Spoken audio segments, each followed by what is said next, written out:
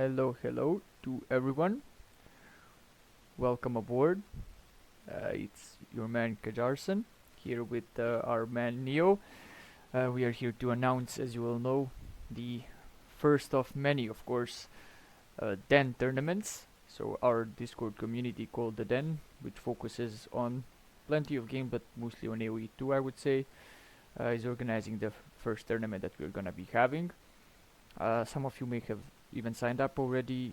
Some of you have seen it, perhaps posted on a few places. Either way, we are here to explain everything and give you a rundown of how the tournament works, what it looks like, and everything. As you can see with me on stream, it's, as I said, Neo. Neo is actually the main admin of the tournament. I am one of the co-admins with him. So we are here to give you a rundown of everything, but right now I'm just gonna send you over to Neo and let him do his thing. Thank you very much, Kajushin, and welcome, ladies and gentlemen, to the Den Battle Royale. So the purpose of today's stream is to just run through the overview of the tournament, talk about our vision and our approach to this tournament.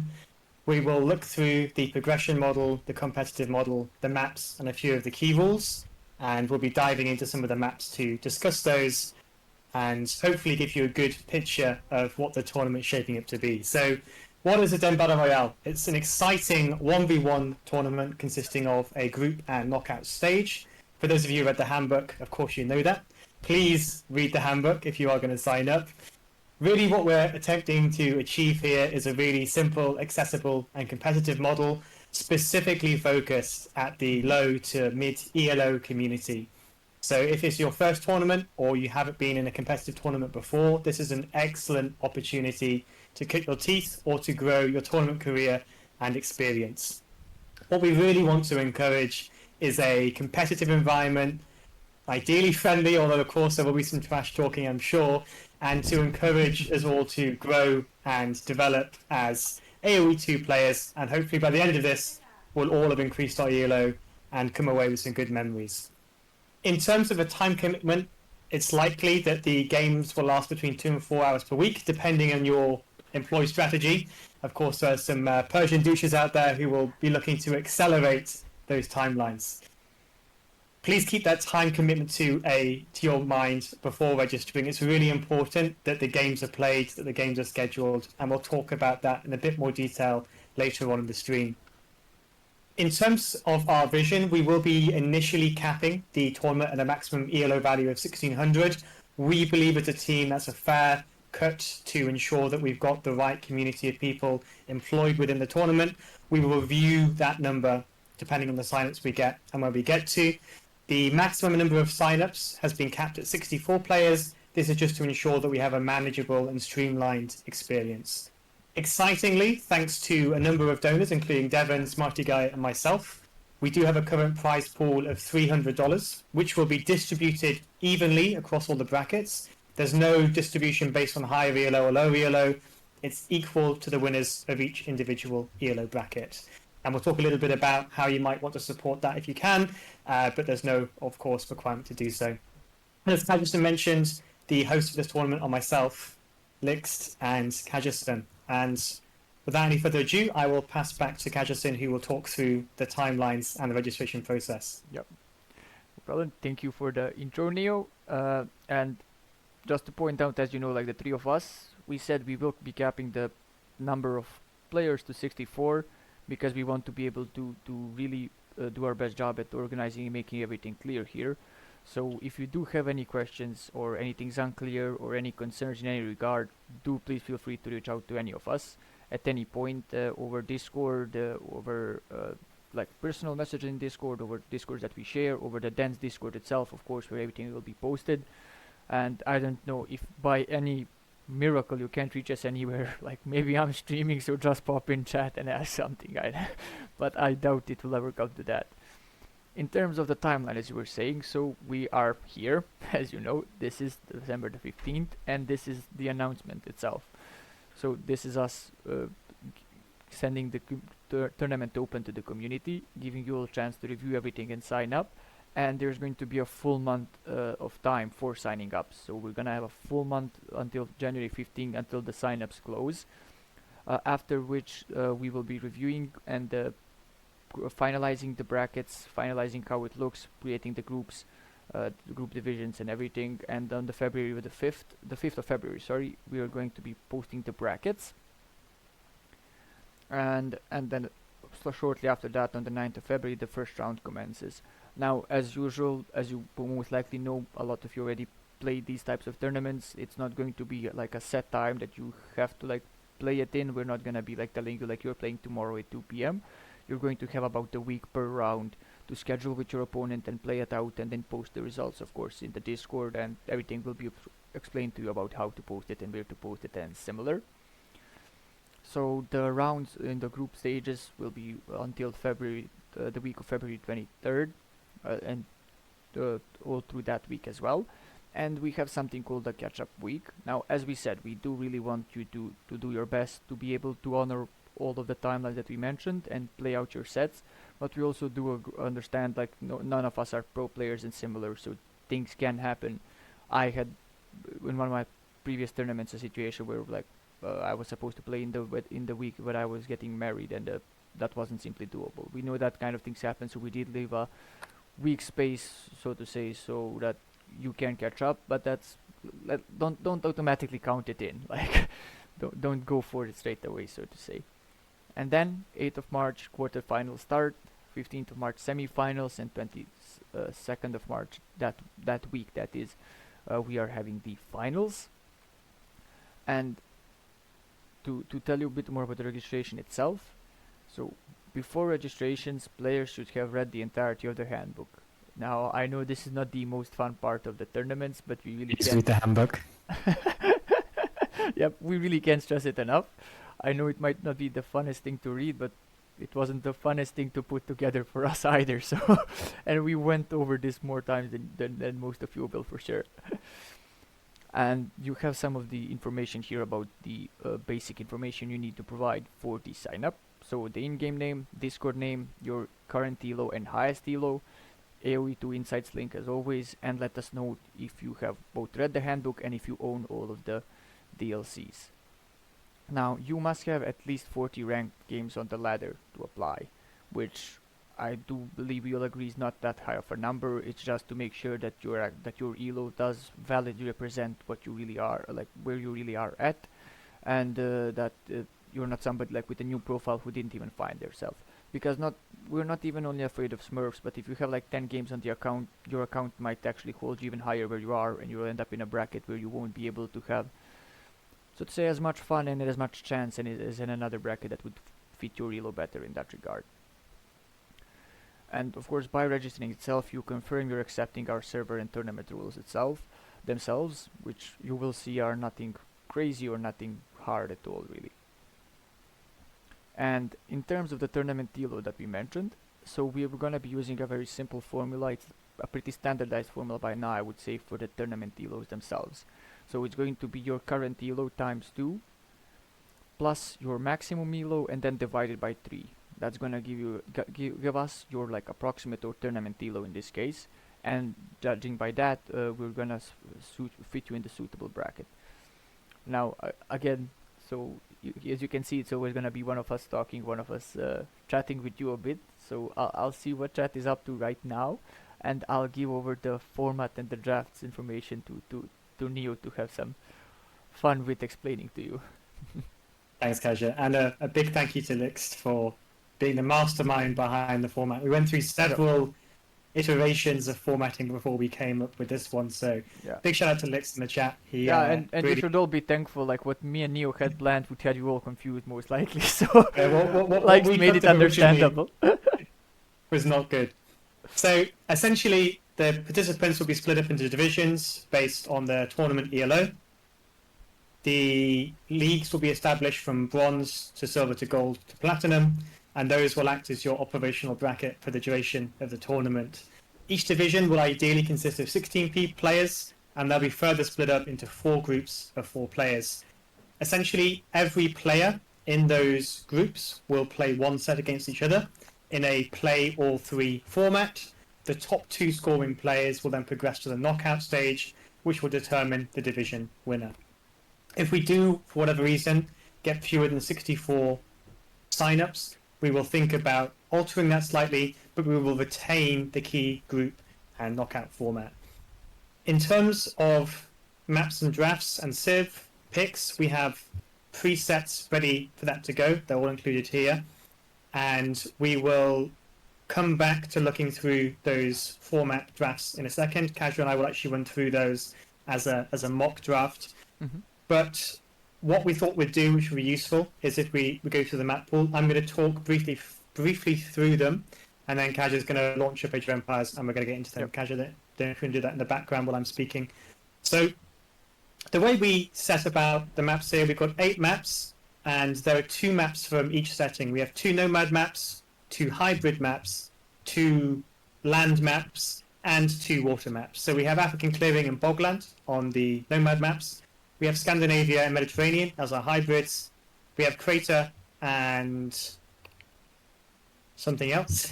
Crater is to go to as land maps as well. We've got Pacific Islands as a hybrid and Lowland again as a land map. So what we'll do is, if you want to open the game, Kasia, maybe we go through each of these now, and then we'll go through the rest of the handbook after that. All right, yeah. Switch things up, make things a bit more sounds engaging. good. Yep, I do believe this is one of the more interesting parts for most people involved. Yeah. Seeing the map pool themselves and. In terms of our approach to the maps, really when we were selecting these, we wanted maps which would encourage more aggression, which would encourage a more close contact play style. Picks like Socotra in there, Lowland, Crater, really designed to encourage that competitive Battle Royale style of gameplay. There are no default closed maps for that purpose, and really what we're hoping to see is a bit more contact between the players and really forcing out the strats which require a bit more investment into aggression without hiding behind walls and arena. Those games are not necessarily fun to watch. I know some people love them, but the philosophy of this tournament is very much focused on creating contact and creating engagement. Yep. While Kaj is loading the game up in the background, I'll talk briefly on the Civ pool. So essentially all Civs will be available in the Civ draft. If you don't have the DLCs, then let us know in the sign-ups. There is a section for that. You're of course more than welcome to join without the DLCs. If there's an unlikely scenario where your Civ drafts that are random, there are 3 randoms in each Civ draft, are all DLC Civs, it's very unlikely that will happen, then essentially your opponent will choose 2 replacement Civs for you. So you'll be at a slight disadvantage, but the good thing is it doesn't prohibit play. And we will run through, as I said, those Civ and map drafts with you shortly. But we have presets for both, so it should make things very simple. Yep. The game is still loading up. Okay. Well, in that case, I'll talk about the drafting itself then. So we open the Civ drafts with 2 bans each. The host is the higher seed. There's 2 bans made by each player, followed by 2 picks made by each player. The following 3 picks are randomly generated. So you will have to choose 3 of those civilizations that are available to you.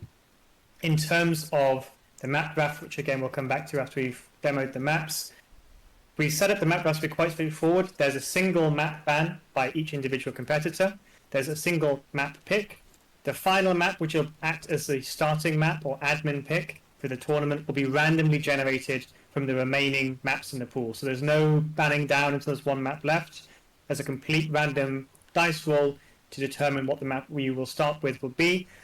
Essentially it enables more diversity, we hope, in the map pool when we get there. Oh. So again, the idea is encouraging players to play the civilizations they might not be used to because of the random nature of the final 3 picks, and also to increase the map pool diversity so it's not the same maps appearing game after game with the randomness of there. So, you know, you're banning 2, the remaining 6 maps you pick 2, and of the remaining maps that are left in the pool, 1 of those will be randomly selected by the preset. So there should be some interesting diversity in these games, which makes it a bit more exciting for the players and also the viewers from the casting. Mm-hmm. And hello Emma, thank you for joining us. Hello to Emma, hello to Elendil. Elendil also, thank you for the subscribe, much appreciated. Just quickly to point out, it's not gonna save you from us commenting on that GG you threw in that 2v2. I don't know if you've seen that, Neo, but you really missed out. I did, yeah. You really missed out. Craziest GG I think I've seen in my entire career, but...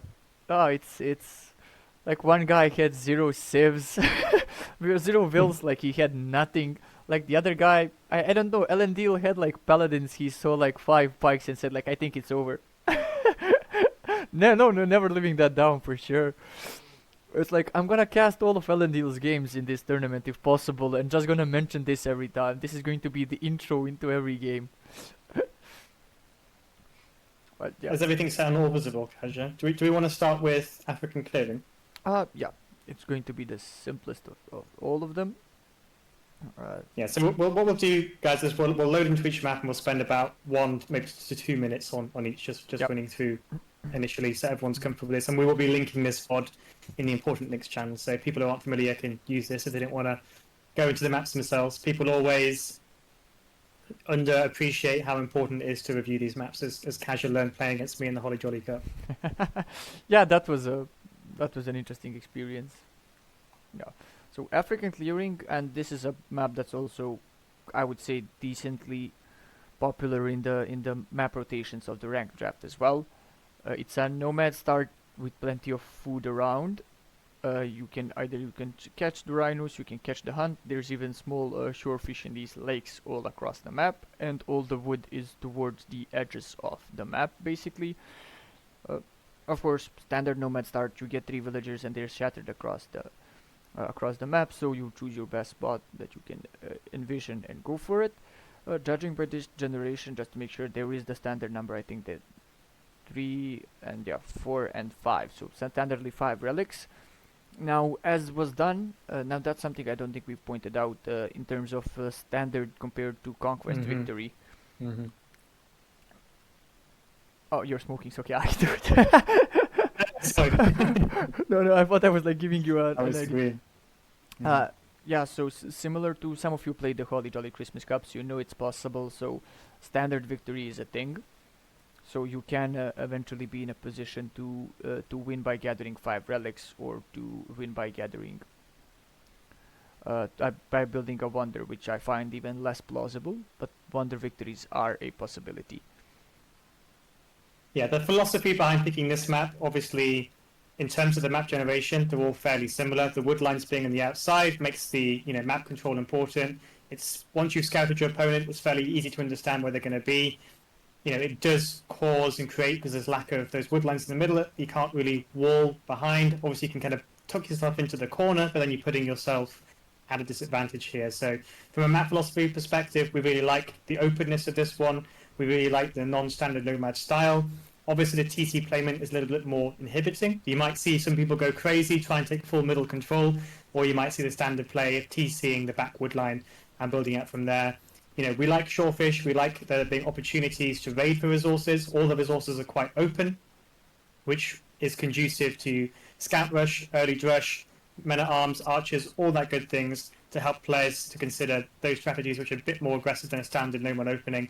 And again, once you're familiar with the map, you can pretty much understand what you need to do, where you need to go, and how you need to approach it. So we really like this one for a nomad perspective.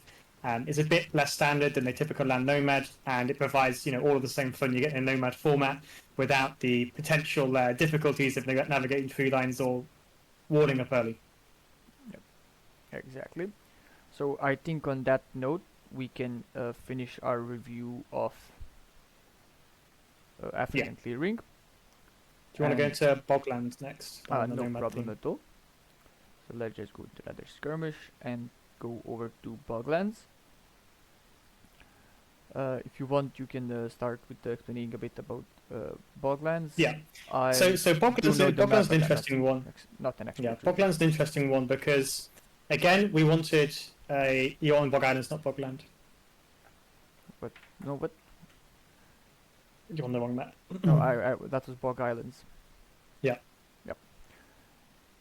So Boglands, it's I'd say one of the least familiar nomad starts. I certainly haven't played it in a long time, and when we were reviewing the maps, we were really intrigued by this one because of how different the nomad start is. So the key thing is in Bogland is the players do begin with a static start.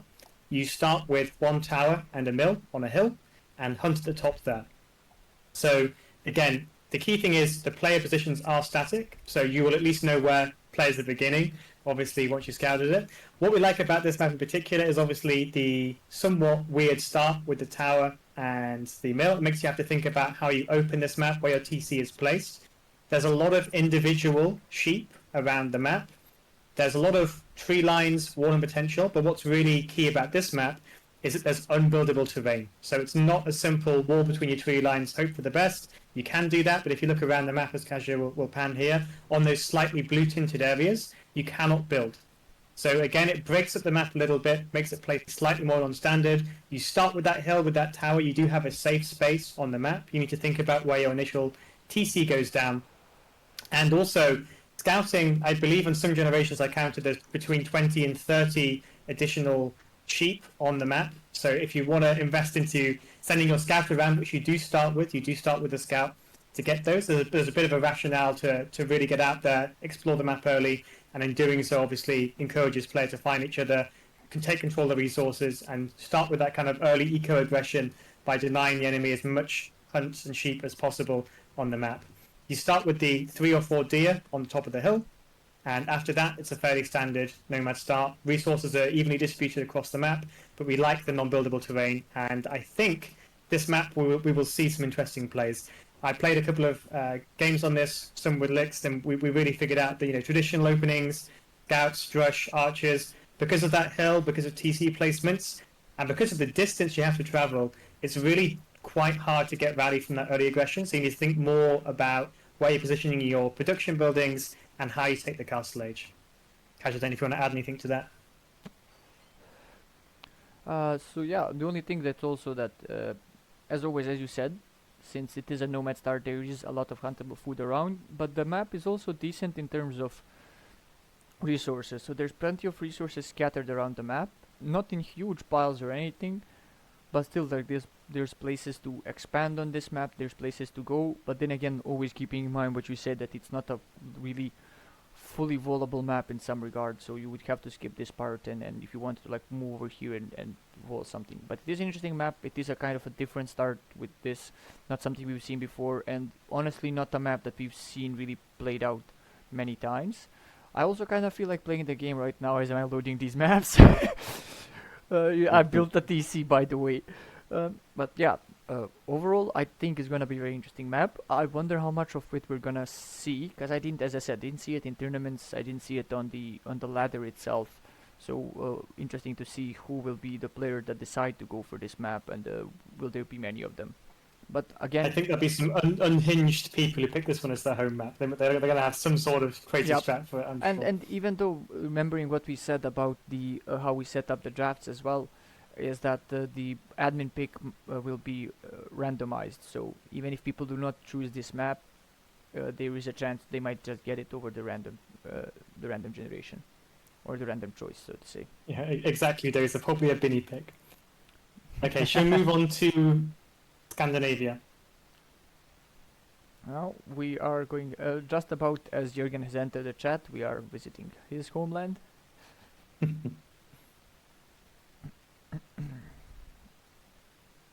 Not if they ban it. I mean, Emma is making it clear what his idea will be. Let's go straight into Scandinavia. Yeah, so Scandinavia should be one of those maps that people are somewhat familiar with. It's been in the ranked map pool. It's a very familiar map type, I think, to anybody who's played Age of Empires for a slightly longer time.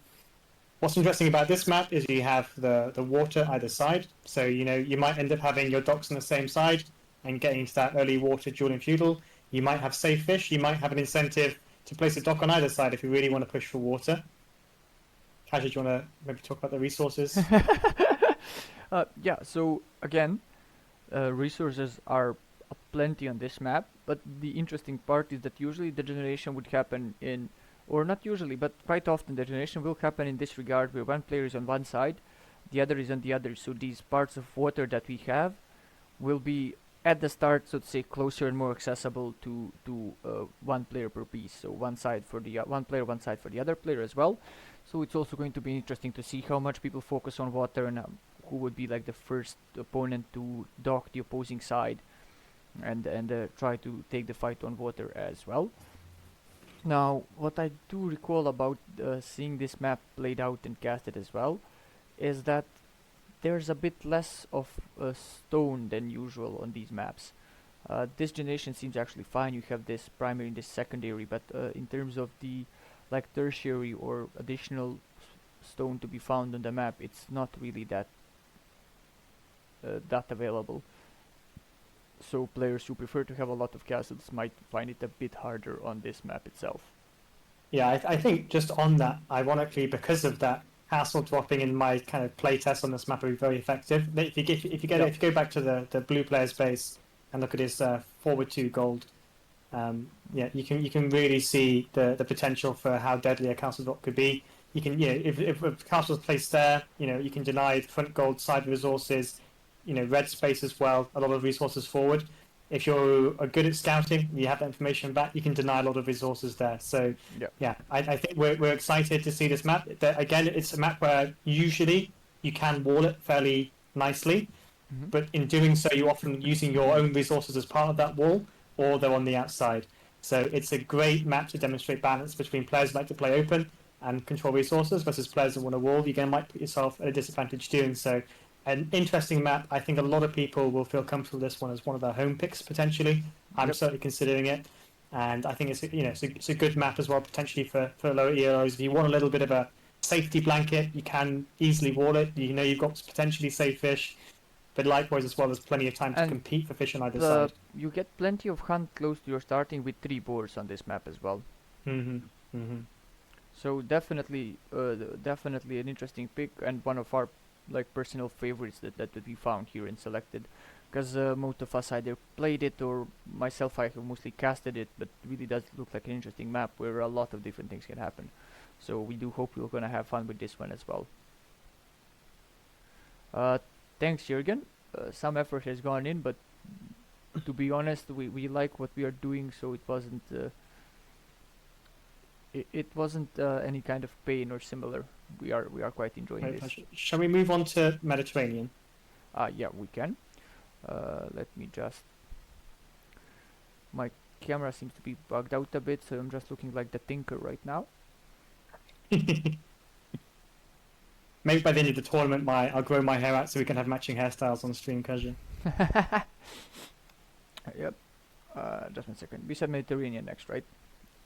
Let me let Yes. this load in, and then I'll recheck what's happening with the camera itself.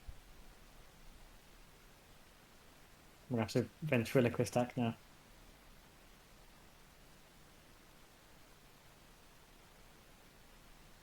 Okay. And just in time I got the camera sorted as well. So this is Mediterranean.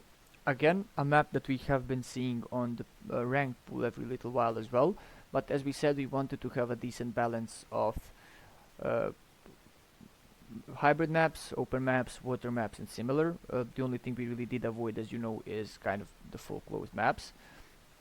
But Mediterranean, both players start across from a basically what is a sea, and there's a transition part on both sides, so it is possible to go around and like not use you're like not on islands, but no need to really point out specifically when you look at it that water is very important on this map itself.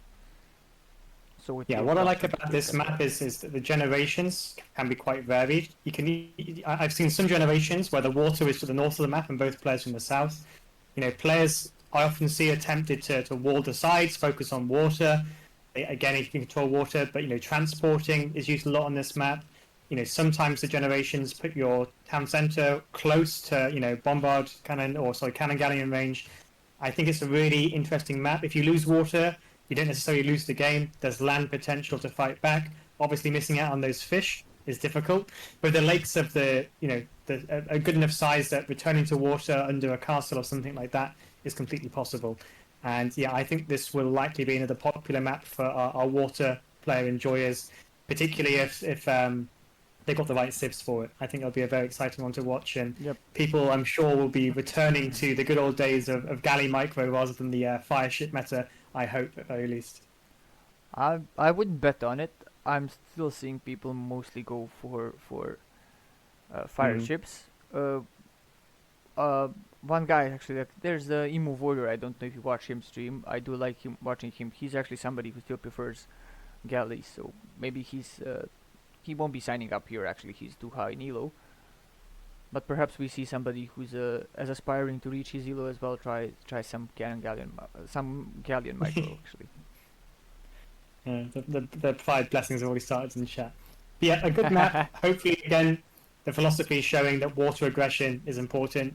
And again, it'll push players to think about engagements on water. I prefer it to Frigid Lake because the water is a bit more interesting. So certainly the generations are interesting as well.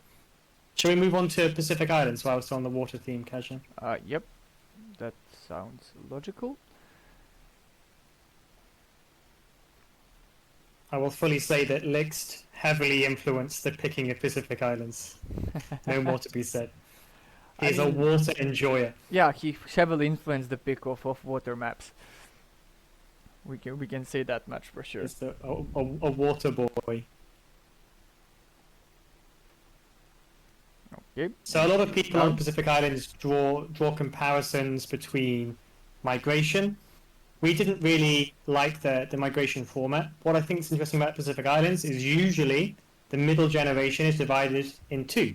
So, there might be opportunities for players to land on the same side, migrate to the other side, or players might have the opportunity to focus on their side of the central island and then fight in the middle. Really, though, there's very, very limited resources on the starting island. You can't get away with transporting in the middle. Some water control could be useful. There is, enough fish to warrant it. But it all comes down to the showdown over the middle of the map. And there's relics as well to be had on this map as well. So it makes for an interesting standard victory set. And you start with a transport ship from the get-go, which I always like to see in these types of map. Yep, exactly. So you get to do some scouting on water as well. As you said it, like we wanted another water or like hybrid map, but then again, I do honestly myself also like migration, just like Likes does, but this seemed a bit more interesting because we are seeing migration a lot, and this one is, as we said, sort of migration with a bit of a twist as well. So I do like the idea of this map. I'm glad it's also in the pool, but then again, I'm glad all of the maps are in the pool, but I was part of selecting them, so maybe not the most valid of people to give comments. Again, it is again a map similar to Mediterranean that pushes you towards one of the islands very soon, because as you can see, there's not that many resources that you have on your main island, so it will force you to not much stone, not so much gold, and definitely not a lot of wood, as you taking into consideration how much wood people usually need and use. And there's even these small wood islands on the side that can be interesting, so definitely another map to look out for. So I know a lot of these maps will be, so to say, less known to people, but then again, they will be less known to people, and usually they will maybe try to avoid them, but we did kind of bring it to a situation where you can't avoid them all. You can't really avoid them all. We've just had an interesting correction. So the handbook, we've discovered an error. Thankfully, one of our admins caught it. It's Crater Lake, not Crater. So if we can hop into Crater Lake next, Kaja, we'll correct the handbook. Oh. That's -1 polish point for me, so apologies for that. But yeah, Crater Lake, not Crater. That should be the other water map. Okay. No problem at all. We are jumping into it. I'll move this away. Some Crater enjoyers who aren't enjoying that one, sadly. Okay.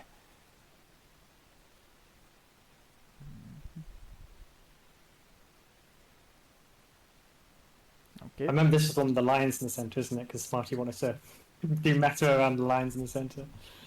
Yeah. So, Crater Lake, it does remind of the Mediterranean itself.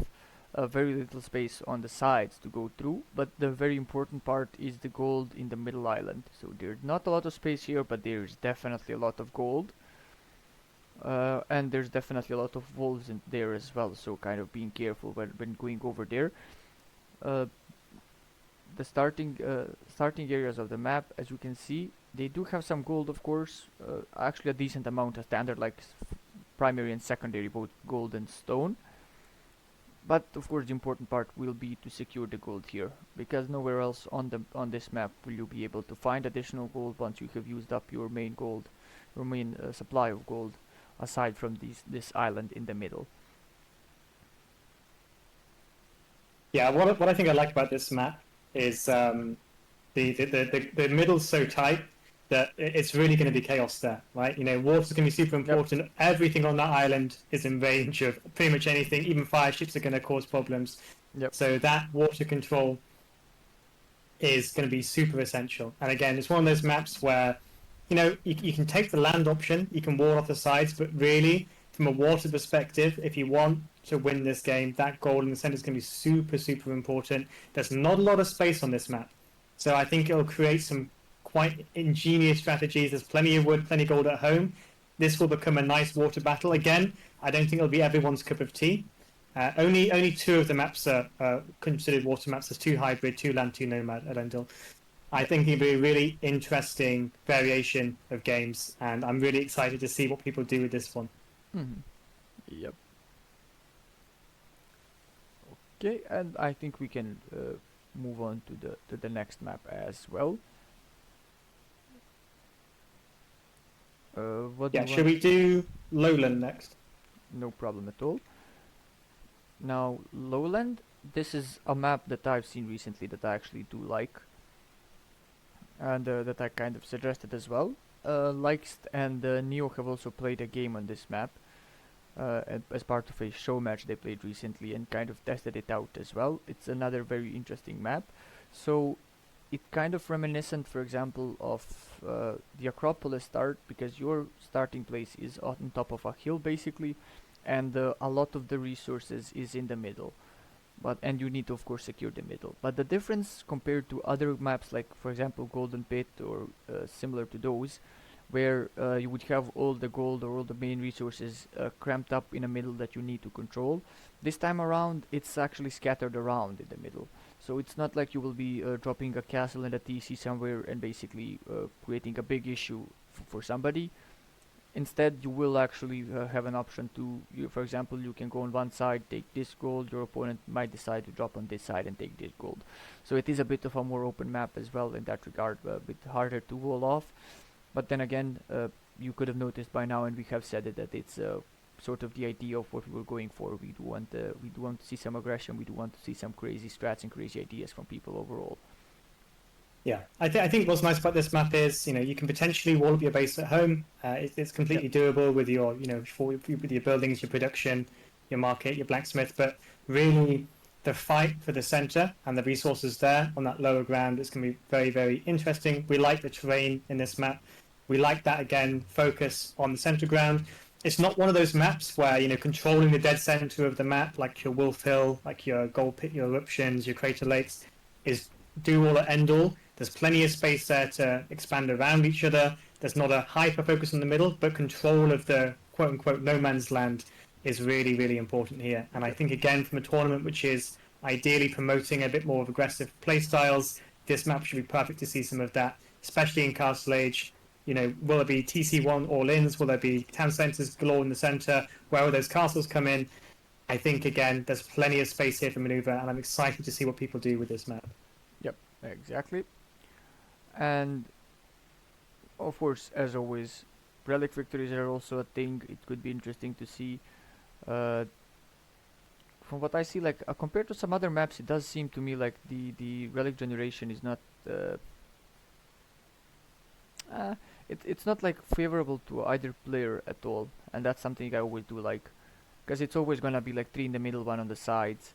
While there are some maps that can kind of generate it a bit more or less favorable to people.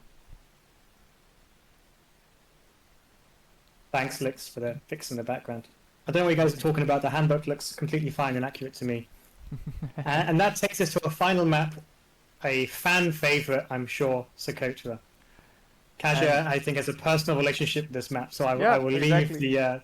We I will can leave the we full can say it's a introduction to. fan favorite if I'm the fan, and really, Socotra, a really fully on mental map. I love it. A very small, very short map, and one that has like one of the specific rules where where we will go over it in the handbook. There's rules about laming, and usually it's 4 minutes into the game, but it does not apply for Socotra because it is a map that basically has that thing, the idea of laming built into it. So that's something that's available on Socotra from the get-go. Of course, So very Coach short really maps. is a battle royale. Do what you want, go crazy, Yep, be as aggressive as you like, steal everything, watch your enemy burn yep, in flames, yep. The ring is get accused of basically being closing in Smurf. on you already. It's the map, I'm sure. Yeah, exactly. And we've seen people do a lot of things on these types of maps. So I've seen people come over and just kill your hunt with a villager. Of course, they're gonna try to lame your elephant. People will come over and try to wall in your berries as well. So there's a lot of things that can go wrong for you on this map, or go good for you if you're the psycho one in that regard. So definitely not one where you expect to see like a 5 TC imp from both players.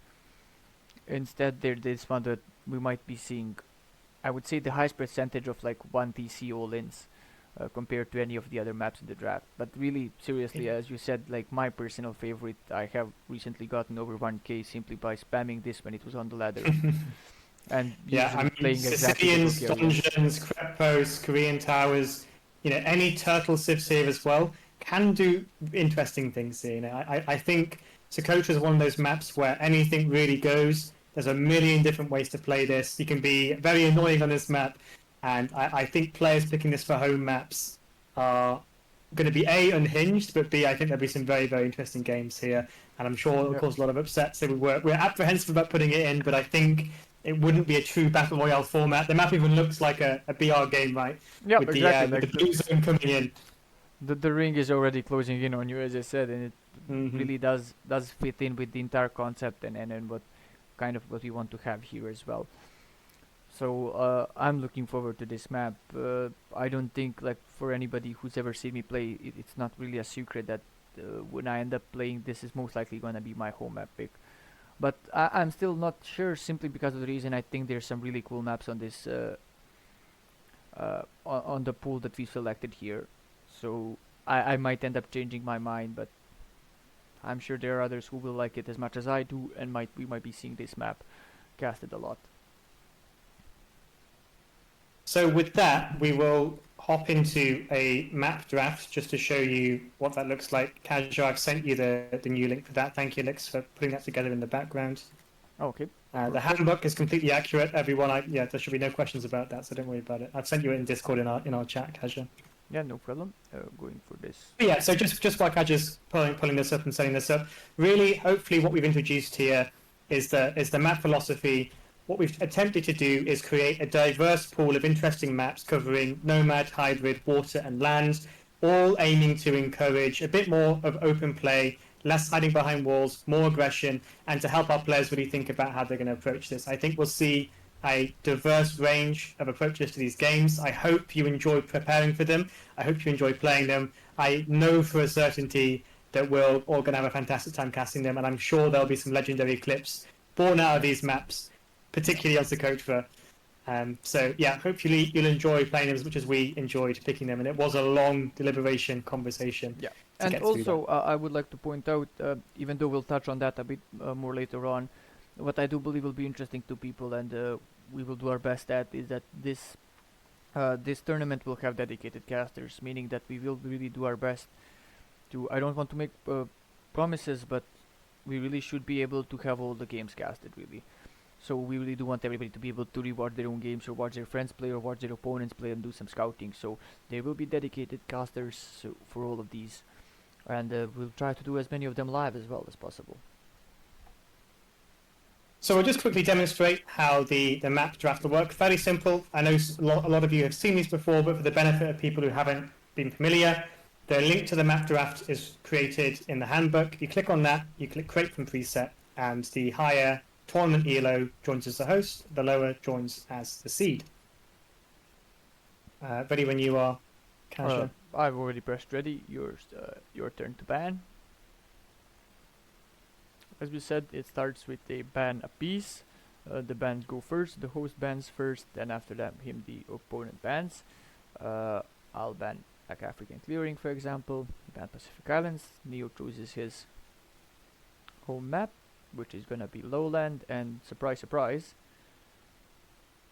Socotra, and then the admin pick is Scandinavia. Now this is the one different part that we talked about. So in most other tournaments now there would be a section of ban, I ban, he bans, I ban, he bans, until there is only one map left. In this case, once you've made your picks and your one ban apiece that you have, the system will automatically give you a randomized pick out of the remaining maps. In this case, this would mean that myself and Neo would uh, play the first map of this set on Scandinavia.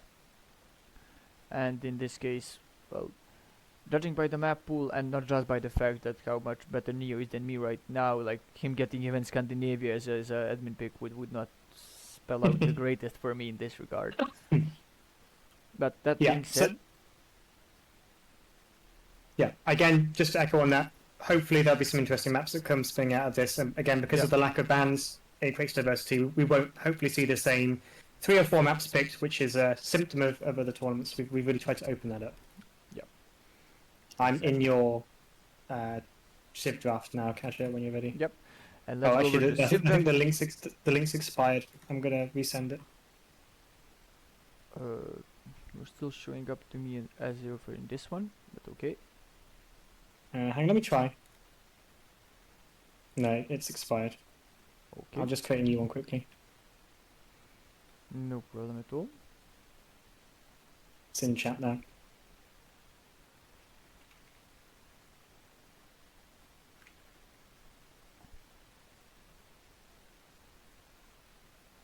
Okay. So I'll just press ready, and then again, nothing too crazy, but recently, since we were like, we have some experience playing in tournaments ourselves as well, we kind of gather the things that we think work best and that we like the best. So we also like the idea of these random picks that you get as well. So it's not all about how many civs you can pick for yourself. It's about if you are good with the civ that you get, and if you are a bit lucky as well in the civ that you get as well, I would say. So now in standard we just go to the pick and ban phase, and for example I'll ban the Aztecs. What do you like playing? Magyars, they've got to go. And I think you like Burgundians for the Bulgarians is what you like, isn't it? Yeah, I was hoping I was gonna be silent until you banned Burgundians and then tell you meant Bulgarians. the new civs are allowed. Yeah, all DLC civs are allowed, and there's a provision in the handbook for players that don't have those if they do get randomed. Then I'll ban. So as you know, as it always is, so the host bans first, but has one ban, then goes 2 bans from the guest of the draft, then the final ban from the host as well. Then again, similar playthrough for the civ picks themselves. So for example, I now go Lithuanians, and Neo has 2 picks, after which I will have another pick, and then the random, then the captain's mood will do his own afterwards. Okay, we're going with the DLCs, should have told me. Yeah. Okay, just to prove the point. Yep. What's interesting now is that there's 3 civs that are randomly generated. We've not included a snipe. So when we were thinking about the philosophy here, we wanted to encourage as much diversity with the civilizations being picked. We felt that with 2 bans and a snipe, you're really narrowing the civ pool that you're facing, and you're perhaps anticipating more easily what players will pick. So really we wanted to open up the options available to people. We wanted to bring in that extra kind of diversity in the civilizations being played, create plenty of options, and just to give players a bit more breathing room and space to deal with, particularly in the lower ELOs. They might not have familiarity with some of the civs. This will hopefully mitigate some of that by opening up more of those random picks and preventing those nasty snipes. It means players are pretty much guaranteed to play their civ picks without being feared of snipes, so they have at least 2 they should be relatively comfortable with, and the 3 random civs at the end obviously open that up to different playstyles and approaches, and we feel like this is more in the spirit of a Battle Royale format. It's less kind of picking and sniping and banning and strategizing, and I think for the low to mid ELO scene where we're aiming this is conducive to a more effective and fair playstyle. Yeah, exactly. And just one thing. So we will go back a bit to the handbook right now, and there's a few things more that we need to cover. We just wanted to give you like a bit of hands-on experience in regards of how the maps look, how what are they like, and how the drafts themselves function. When it comes to the tournament itself and the sign that you will be doing, we already showed you the information that you need to provide us with, but this will be done through the Discord of our community, the Den. After all, it is the Den Battle Royale. For joining the Den, you can of course reach out to us, but also right on this stream below in the descriptions of my profile itself, you will see a link for the Discord that when you press on it, it will take you directly to sign up to the Den. Once you are signed up, it will be easy for you to view everything, and you will see how everything is organized. So you would be able to again sign up, but then also once you're signed up, find information about your bracket, about your games, the schedule, as well as the most important information so far about like having the handbook there and having the sign up list as well if you want to review that and similar. Kasia, can we just scroll down to the general rules and fixtures and results? I just want to run through those very briefly. I know it's the boring bit, but let's go down there. So in the tournament stages, you mean? No, go down to general rules fixtures and results. fixtures. Okay, yeah. Yes, we'll just quickly run over the tournament stage piece as well after this, but I want to just run through the actual semantics. So in terms of the fixtures and results, scheduling should be managed through the relevant league Discord channel. There's a scheduling channel in there as well. We were using Battlefy. You won't need to have contact with that. You won't need to register for that. We'll be using it as our administration tool. Essentially, it allows us to seed and manage the brackets. It's quite a tidy tool that will allow everyone to see what their position is at an easy glance in the tournament. You won't need to look at spreadsheets or anything like that. The key thing is please schedule through Discord. Please post once you have scheduled. It's really important that we have oversight that as admins to make sure we can keep things as tracked.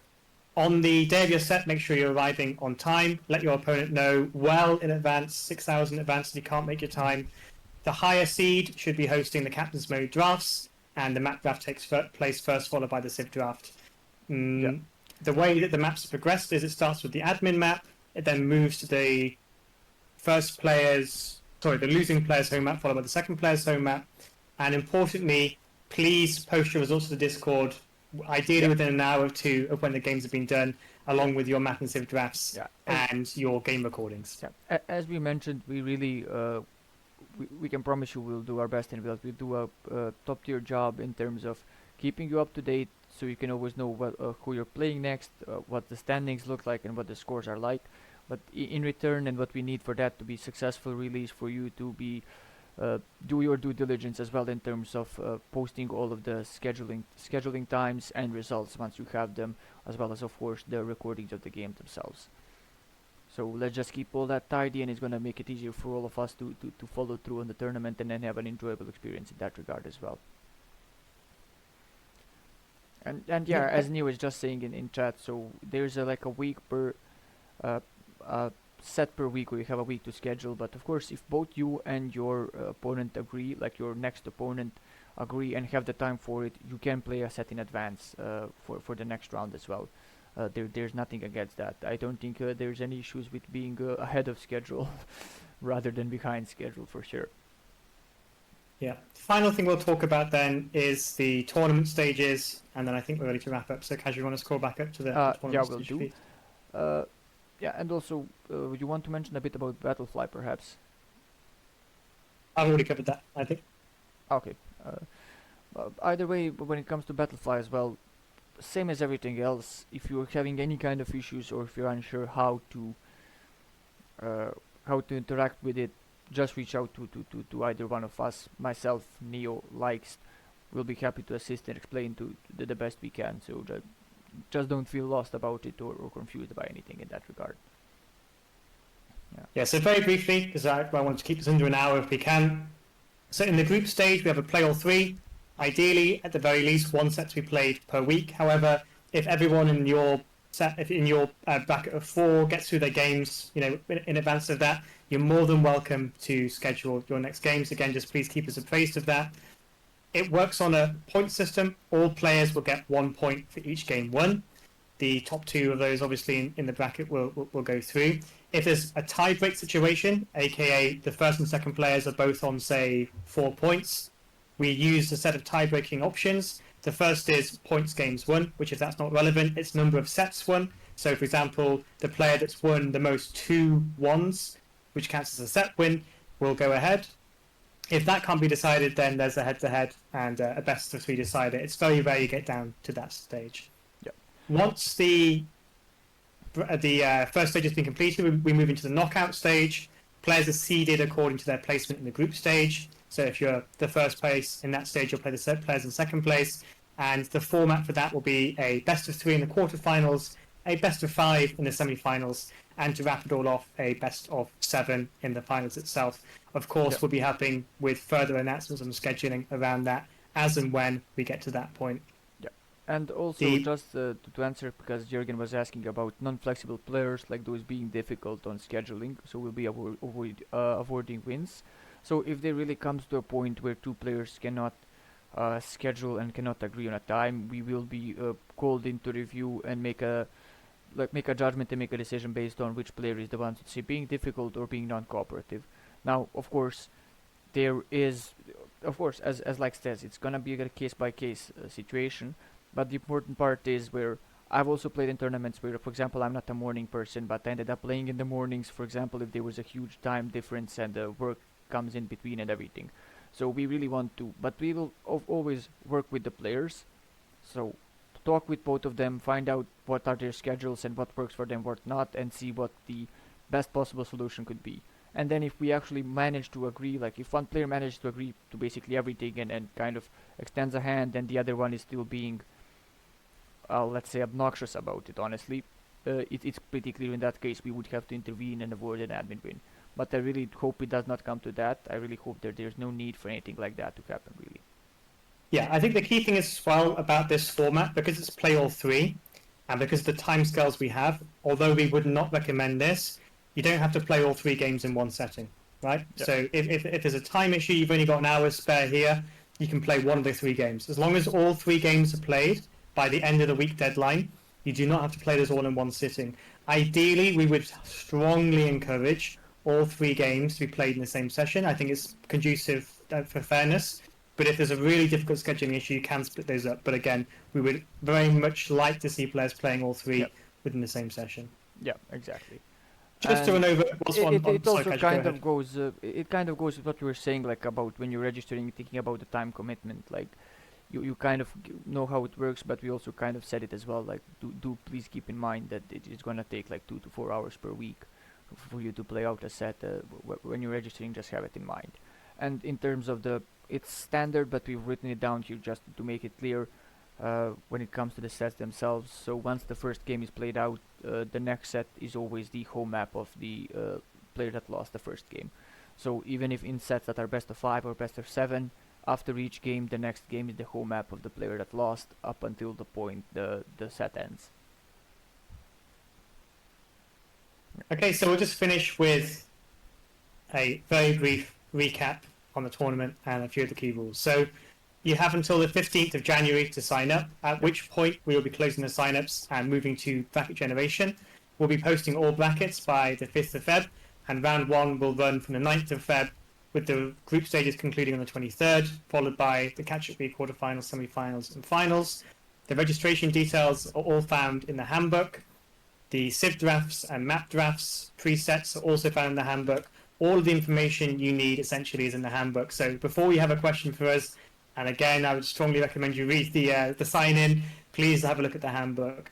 In terms of conduct, please follow the rules of the Den server. The aim ultimately is for all of us to have an enjoyable time together.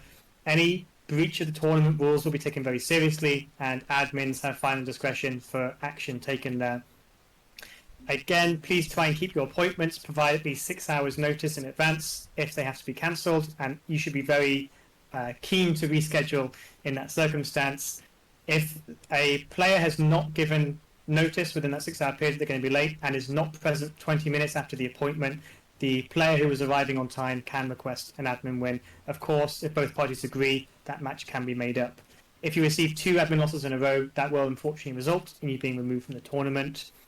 Stream sniping is, of course, forbidden. In the lobby settings, you will see that we ask that everyone includes at least a 2-minute spectator delay, and we also recommend that if you're streaming your own POV, you include a spectator delay there as well. But again, we're using dedicated casters for this match, so that shouldn't be a problem too much.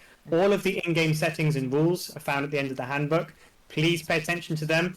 It is the responsibility of both players to confirm that the settings are correct. What I would recommend you do as well is establish the most conducive ping to an effective and fair lobby to be decided between the two of you. There should be a note of that in the handbook somewhere. Yep. And as we kind of touched on before, as we said, laming is forbidden before minute 4 of the game, aside from, as it says in the handbook as well, except for Sokotra and African clearing, where we consider laming is really a part of the map and an inherent part of the map design. So do keep that in mind, that you need to wait for minute 4 before trying any similar shenanigans in most games. In most games, that is. And in the handbook as well, what we just mentioned, you can always review it here. So this is what the settings should look like when you start your game. This is the so the maps, of course, but the standard game mode, 2 minutes delay, definitive set, and similar. Of course, you between yourselves as players can review what the best ping is for you and play on any server that works best for you. That's no issue at all. And as we mentioned for the casting, we will do our best to have the entire tournament fully casted. And there's going to be dedicated casters, with including myself and Neo here. And of course, Smart Guy will be casting, and Pride Gaming, of course, will be casting. Pride is a great friend of ours, and he will put a lot of effort into casting this. And what might even be interesting for some, that there might be a few more things that Pride or some other casters will be doing for the tournament themselves. But I won't be sharing that anything about that as of yet. I'm gonna leave it to those streamers themselves to reveal. Just to build on that, if you are interested in streaming these games, there is a streamer information channel in the tournament section. Please direct any questions or discuss if you want to stream as part of the team in there, and we will certainly engage with you on that. Before we wrap up, we'll have 5 minutes for Q&A here. I'm hoping we've been fairly comprehensive, but if anybody has any questions relating to the Den Battle Royale, please let us know now, and we'll be happy to answer those. This was Neo's way of saying that we will not be answering to Binny's questions. Because I've seen a few of them while we were also talking. I see that Binny's having a lot of fun here. Lixt is the best host. Lixt is the best host for sure. Next question. Lixt the best host, but if you ask who had the best maps, we're not going with you. Likes you definitely added in all the water maps. So yeah, blame Lixt for the water maps. That is not our jurisdiction. So that's also a thing. So for all complaints in regards to water maps, go directly to Likes. Like, we don't want to hear it. We're just gonna agree with you most likely. Like, yep, you're right. Go to Likes. So go to Legis. Any other questions at all? Okay, Binny has a sensible thing to say. Not every day we see this, so... Yeah, Elendil, the announcement is public as of now, so if anybody wants to extend the invitation to this tournament to other people, then please do so. We'll be very much happy to do that. We're currently at 32 out of 64 players signed up, so we have 32 slots available. If you would like to spread the message, we would happily appreciate any support you give us spreading the word about the tournament. We are keen to get those slots filled up, so yeah. Binny, let's catch up about that after stream. Yeah. Also, just to point it out, and you can also contact Neo in regards to this, I will also set up on this very stream a donation box, so to say, that will go in terms of the prize pool of the tournament itself. So I will set it up on this stream, and it's not going to go to me. It's actually going to be going into the prize pool of the tournament that you want to play, watch, or in any kind of way be a part of. So if you are, let's say, generous in that regard and do want to help out in whatever amount works best for you, it will be 100% transferred over to the prize pool. And again, just to be clear on that, 100% of the prize pool goes to the players, and 100% of the prize pool is distributed equally through the bracket, regardless of ELO. So everyone gets a fair and equal share of that. It's not all being folded up to the 1600 ELO legends. It's a very fair bracket. We want everyone to feel like there's something on the line to play for here. And a big thank you to our supporters so far. We're incredibly proud to have a $300 starting place. I think that's a really good amount, and it makes it a lot more worthwhile, hopefully to some people, knowing that there's something on the table they can see at the end of it, which might pay for their caffeine or whatever else they're ingesting to get them through these Sokoto games. Exactly. So I think we've covered everything. If you have any further questions, like even after the stream or remember something later, reach out to us over the Den or in DMs. No problem at all. Yes, as Elendil said, you are free to now share it to your friends, speak around. We were happy to have more people, and of course, we will be updating you further when we have more information about the brackets, what they look like, and what the elo difference exactly will be between them. We have some original ideas and scopes, but we will do our best to make it as even and close as possible for all of you. So once the signups are completed, we'll be sharing more information on that as well. And a very good point Lix has just made there. Show We are matches, yeah. looking for people to run through show matches of these maps. So if you are interested, we have a channel called Show Match something. Show match results. It's called Show Match Results right now. Yeah, please use that channel to organize show matches. We'll be really, really keen to see people playing the maps, really hyping the tournament up. Obviously, let us know when those are going to be scheduled so we can assign a streamer. But please do engage with each other in show matches. Go outside your comfort zone, challenge somebody with 1,000 elo higher than you, and let's have good fun in those show matches. We do have a couple scheduled for the weekend, I believe, Kaja, don't we? Yeah, actually. So to start it off for sure. Left 2 really needs a new microphone. I believe that's you. Me? I mean, you're the left dude if I'm not completely losing it. I'll fix that in post. Yep. But also, the first one, most likely that will be played out of all the show matches would be myself and Emma Stonewalls.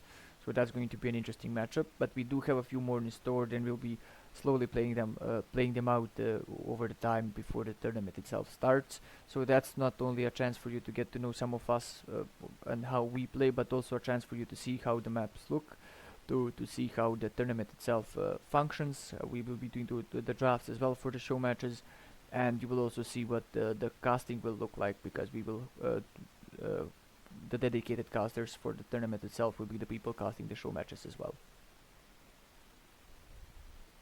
Great, and on that note, I will say my goodbyes. Thank you, Kajason, for having me. Very much looking forward, everybody, for this tournament.